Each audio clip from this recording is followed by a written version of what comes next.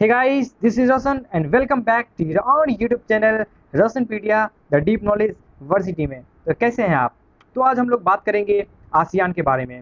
ठीक है, European union के बारे में तो बात कर लिए, लेकिन वहाँ पे एक चीज़ छूट गया था, उसको पहले डिस्कस कर लेते हैं। ये है ईयू का फ्लैग। यहाँ पे आपको दिख रहा होगा 12 स्टार और ये ब्लू कलर का क्या है, फ्लैग है। यहाँ पे हम लोग देखते हैं कि जो सर्कल ऑफ गोल्ड स्टार है, ठीक है, ये एक जो गोल्ड स्टार का सर्कल है, ये क्या दिखाता है, सॉलिडरिटी दिखाता है, हार्मनी दिखाता है, किसके बीच में, पीपल ऑफ यूरोप के बीच में। और ये जो 12 स्टार ही है इसलिए है क्योंकि यूरोप में ये माना जाता है कि जो 12 है it is traditionally the symbol of perfection, completeness and unity. तो चलते हैं अपने टॉपिक के ऊपर। सो गाइस, आगे बढ़ने से पहले मैं आपको बताता हूँ कि आज आपको कुछ नए फैक्ट्स मिलेंगे, नई चीज जानने को मिलेगा। मैंने वो एनसीईआरटी के डीपेस्ट लाइन से ढूंढ के निकाला है सिर्फ और सिर्फ आपके लिए। तो देखते हैं आसियान यानी कि association of South east Asian nation, इसका इस्टेब्लिशमेंट कब होता है, 1967 में। और इसके 5 फाउंडिंग कंट्रीज होते हैं, Indonesia, Malaysia, Philippines, Singapore and Thailand. और ये भी एक ट्रीटी साइन करते हैं, ठीक है, बैंकॉक डिक्लेरेशन। और इसी ट्रीटी को साइन करने के बाद फॉर्मेशन हो जाता है आसियान का। ठीक है, अब देखते हैं ऑब्जेक्टिव क्या है आसियान का। कोई भी चीज बनता है तो उसका ऑब्जेक्टिव होता है, तो यहाँ पे हम लोग जानेंगे आसियान का ऑब्जेक्टिव। बोर्ड्स में ये 2018 में क्वेश्चन पूछा गया था, ऑल लेवल, ठीक है, ऑल इंडिया के लिए। और ये क्वेश्चन 4 मार्क्स का आता है जनरली, लेकिन एक बार बोर्ड्स में ये क्वेश्चन 6 मार्क्स का भी पूछ चुका है, और एक बार सिंपल क्वेश्चन पेपर में भी ये चीज़ दिया हुआ था। तो वहीं से ढूंढ कर निकाले हैं आपके लिए और सिर्फ आपके लिए ये 6 पॉइंट। तो देखते हैं सबसे पहला पॉइंट क्या है, यानी कि पहला objective of ASEAN, to promote economic development, social reforms and culture development mutually. यानी कि एक साथ क्या क्या करना है, इकोनॉमी का भी डेवलपमेंट करना है, समाज में सुधारना, समाज को सुधारना है, और कल्चरल डेवलपमेंट भी करना है। सेकेंड ऑब्जेक्टिव क्या है, to promote regional peace and stability. कैसे, फॉलोइंग द प्रिंसिपल्स, और वैसे प्रिंसिपल्स जो कि कहाँ मेंशन है, यूएन के चार्टर में। ठीक है, थर्ड ऑब्जेक्टिव इसका क्या है, म्यूचुअल ट्रस्ट होना चाहिए जो कंट्रीज है, क्योंकि म्यूचुअल ट्रस्ट होगा तभी तो एक स्ट्रॉन्ग रिलेशन बनेगा, एक स्ट्रॉन्ग एक्सचेंज ऑफ आइडियोलॉजी होगा, और कोई भी समस्या नहीं आएगा, आसानी से कोई भी प्रॉब्लम को सॉल्व किया जा सकता है। फोर्थ देखते हैं, to be concerned about the people of South East Asia. ठीक है, यानी कि जो साउथ ईस्ट एशियन नेशन है उनके जो पीपल है उनके लिए क्या करना है, बहुत ही ज़्यादा कंसर्न होना है, उनके डेवलपमेंट के लिए और स्टैंडर्ड ऑफ लिविंग को इम्प्रूव करने के लिए। फिफ्थ में देखते हैं, to organise summits to resolve political, social, economical and cultural issues. यानी कि समिट बैठाना है, मीटिंग बैठाना है, ताकि जो भी रीजन में पॉलिटिकल, सोशल, इकोनॉमिकल और कल्चरल इश्यूज हो उसको सॉल्व किया जाए। और लास्ट क्या है, नेशन के यूनिटी को रिस्पेक्ट करना है, ताकि आसियान का इंटैक्ट और कैपेबिलिटी बना रहे। तो एक बार फिर से देख लेते हैं ऑब्जेक्टिव्स को। सबसे पहले देखेंगे to promote economic development, social reforms and culture development. Second है कि रीजनल पीस और स्टेबिलिटी बनाना है। ये कैसे बनेगा, प्रिंसिपल्स को फॉलो करने के बाद जो कि यूएन के चार्टर में मेंशन है। थर्ड में देखते हैं कि म्यूचुअल ट्रस्ट बढ़ाना है, ताकि एक स्ट्रॉन्ग एक्सचेंज ऑफ आइडियोलॉजी हो और वहाँ का जो भी प्रॉब्लम है उसको आसानी से सॉल्व कर दिया जाए। इसी को नेक्स्ट देखते हैं, तो बोला जा रहा है कि वहाँ के जो सिटीजन है उनके स्टैंडर्ड ऑफ लिविंग को इम्प्रूव किया जाए, और उनके लिए कंसर्न होना बहुत ज़्यादा जरूरी है। मीटिंग होना चाहिए, समिट्स होना चाहिए, ताकि पॉलिटिकल, सोशल और इकोनॉमिक और कल्चरल इशूज जो रीजनल लेवल पे है उसको सॉल्व किया जाए। और लास्ट, नेशन के यूनिटी को रिस्पेक्ट करना है, ताकि वहाँ का इंटैक्ट, कैपेबिलिटी, डिग्निटी बना रहे। बाद में ब्रूनी दारुसलाम, वियतनाम, लाओपीडियार, म्यांमार एंड कंबोडिया भी ज्वाइन करते हैं आसियान को, और इस प्रकार आसियान मेंबर का स्ट्रेंथ बढ़ जाता है, और टोटल स्ट्रेंथ कितना हो जाता है, 10। ठीक है, और इसलिए आसियान का आप लोग जो फ्लैग दिखेगा इसमें क्या है, 10 पेडी स्टॉक्स है। ठीक है, लेकिन उससे पहले जानते हैं आसियान वे।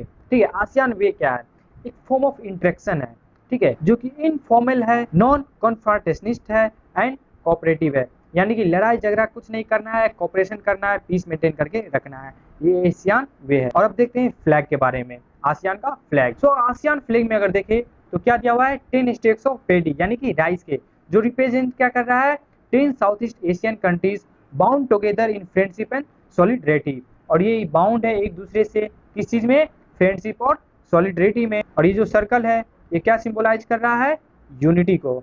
ठीक है, नेक्स्ट टॉपिक देखते हैं, ASEAN community based on 3 pillars 2003।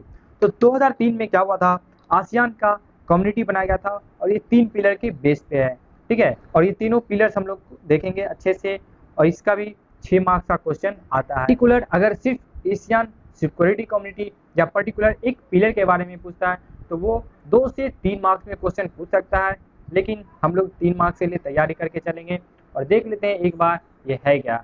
तो एशियन सिक्योरिटी कम्युनिटी ये पहला पिलर है एशियन का, ठीक है। और आसियान में देखते हैं है क्या।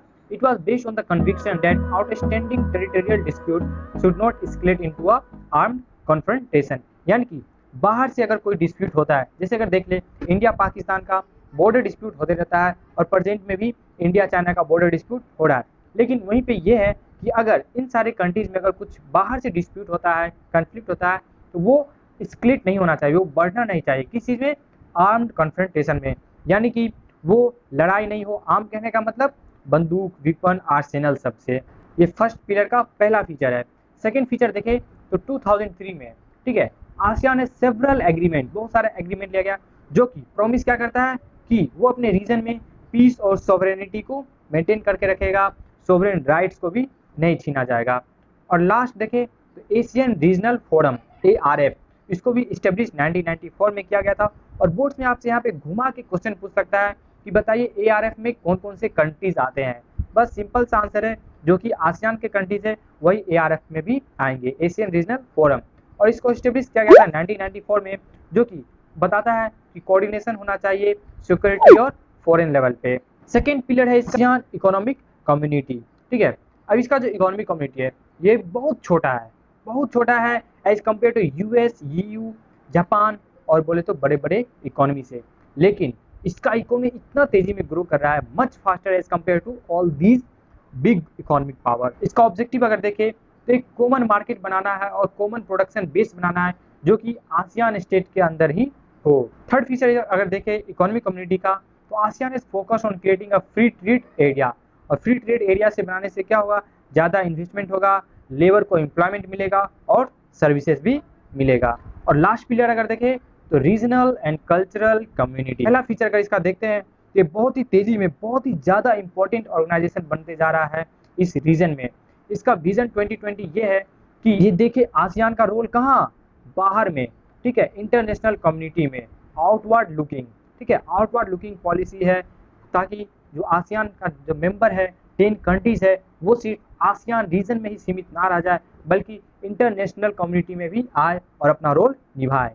और लास्ट अगर देखें तो ASEAN has also mandated the end of the Cambodian conflict and East Timor crisis. तो यहाँ पे आसियान का इन्फ्लुएंस भी दिख रहा है कि कैसे ये धीरे धीरे अपना इन्फ्लुएंस बढ़ाते जा रहा है। तो एक बार फिर से 3 पिलर्स को रिवाइज कर लेते हैं। सबसे पहला पिलर्स क्या था, सिक्योरिटी कम्युनिटी। इसमें क्या देखें, इसका पहला ऑब्जेक्टिव ये है कि कोई भी अगर आउटसाइड से वार होता है तो वो एस्केलेट ना हो कॉन्फ्रंटेशन में। सेकेंड देखें तो बहुत सारा एग्रीमेंट किया जो कि प्रॉमिस किया पीस और सोवरेन राइट्स को। और थर्ड ARF, ठीक है, एशियन रीजनल फोरम बनाया गया 1994 में जो कि कोऑर्डिनेशन प्रोवाइड करता है सिक्योरिटी और फॉरेन पॉलिसी में। Second pillar Asian economic community, इसका इकोनॉमी तो बहुत छोटा है लेकिन बहुत ही तेजी में ग्रोथ कर रहा है as compare to US, EU and Japan. इसका ऑब्जेक्टिव ये है कि एक common market and production base बनाए एशियन स्टेट्स के ही अंदर। और लास्ट में देखते हैं इकोनॉमिक कम्युनिटी का ऑब्जेक्टिव, तो आसियान फोकस किया है फ्री ट्रेड एरिया पे ताकि यहाँ पे इन्वेस्टमेंट ज़्यादा हो, लेबर को एम्प्लॉयमेंट ज़्यादा मिले और सर्विसेज भी आए। और लास्ट पिलर रीजनल और कल्चरल कम्युनिटी में देखते हैं ये बहुत ही तेजी में एक इम्पॉर्टेंट रीजनल ऑर्गेनाइजेशन बनते जा रहा है। इसका विजन 2020 ये है कि इंटरनेशनल कम्युनिटी में भी इसका ज़्यादा से ज़्यादा इन्फ्लुएंस हो, रोल मिले। इसका एक एग्जांपल देखा गया कि ये मैंडेट किया था एंड ऑफ कंबोडियन कॉन्फ्लिक्ट्स और ईस्ट टाइमोर क्राइसिस में। सो गाइज आज का टॉपिक यहीं समाप्त करते हैं और मिलते हैं नए टॉपिक के साथ नए वीडियो में। फिलहाल के लिए thank you for watching my video and अगर कहीं पे भी कुछ प्रॉब्लम है, कुछ समझ में नहीं आ रहा है तो तुम कमेंट बॉक्स में भी पूछ सकते हो या फिर मुझे इंस्टाग्राम पे भी पूछ सकते हो। ये रहा मेरा हैंडल एंड बाय।